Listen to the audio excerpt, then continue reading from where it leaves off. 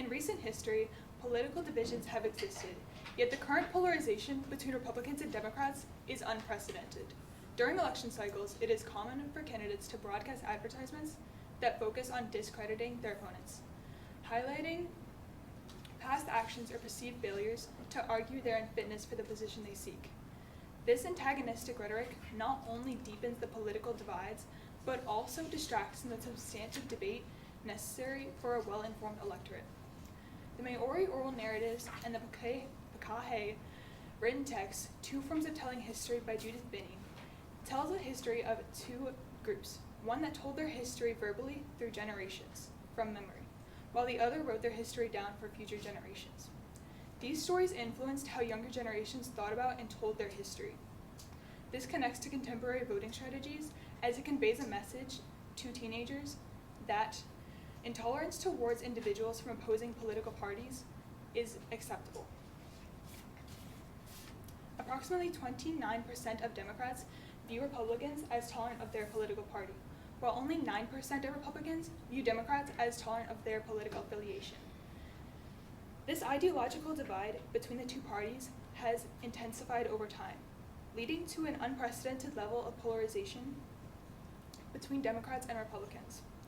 Alberto Medina, the communications lead at Circle, as well as a Yale graduate, wrote the article, Young People in the 2024 Election, Struggling, Disconnected, and Dissatisfied, in which he wrote how young people's electoral participation dropped notably in 2024, after a historically high voter turnout of over 50% in the 2020 presidential contest. Our early estimate is that 42% of youth ages 18 to 29 voted in 2024. Hello, my name is Sophia Brooks, and my presentation is on teens' views of political participation. My research question is, how have the political values of adults negatively shaped voter turnout of younger voters in the United States during the 21st century? This inquiry examines the manner in which adults have cultivated a rivalry between Democrats and Republicans, and how this dynamic influences younger voters and impacts electoral participation rates. Through education and encouragement from adults, as well as easily accessible information, teens can learn why voting is so important for our democracy. The data presented in this graph indicated that when teenagers are encouraged to engage in political participation, the percentage of registered voters from their recommendation increased from 11% to 28%. This demonstrates a strong correlation between encouragement and youth involvement in the electoral process, highlighting the positive impact of active political engagement on voter registration.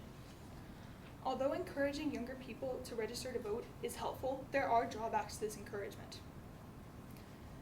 Gustavo Lopez and Antonio Flores, two former researchers at Pew Research Center, wrote the article, Dislike of Candidates or Political Issues was the Most Common Reason for Not Voting in the 2016 Election, in which they wrote how tens of millions of registered voters did not cast a ballot in 2016. The share who cited a dislike of candidates or campaign issues as their main reason for not participating reached a new high of 25%. Even if they are encouraged to vote, they may not have enough time or do not feel as though the candidates properly represent them. Additionally, this infographic reveals that political education increases the likelihood of teenagers voting by 40% once they turn 18. When voters possess knowledge regarding the registration process and have access to credible sources of information, they are more likely to engage in the electoral process and participate in elections. Understanding the societal significance of voting serves as a powerful motivator for young individuals to actively participate in elections. However, certain websites providing information about political candidates or issues may lack reliability and may disseminate inaccurate or misleading content. The following infographic illustrates the primary sources of information for adolescents.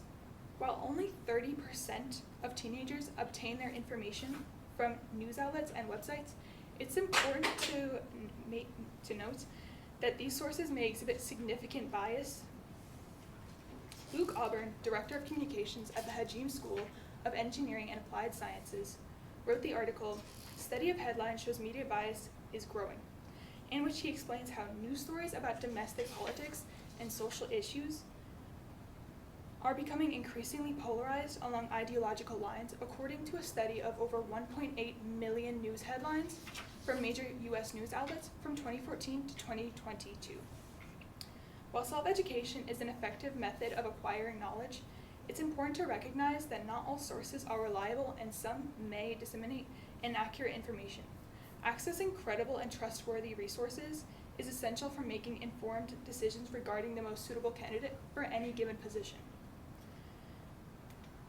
Education and encouragement play pivotal roles in fostering a civic-minded youth electorate. By equipping young individuals with a comprehensive understanding of their political rights and the significance of their participation, education demystifies the voting process, thereby empowering informed decision-making. Coupled with the active encouragement, these efforts help cultivate a civic duty and engagement. Ultimately, by prioritizing these strategies, there will be a greater voter turnout among young people, ensuring that their voices are integral to the democratic process. Participating in elections is essential as it empowers individuals to select representatives who will advocate for their interests within the government. Engaging in the electoral process ensures that one's perspectives and concerns are acknowledged in the democratic system. Thank you.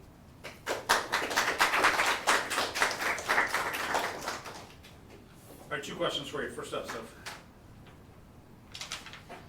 What evidence did you gather that you didn't use, and why didn't you use it? I gathered evidence about how voter turnout has become so small, but I couldn't use it because it was outdated from 2012. And I felt as though that properly showed exactly why it's been so low for so many years. Great. And what advice would you have for others that consider this topic? I would give advice as to asking peers about why they're not voting or if they are voting, and see why they're not or if they are.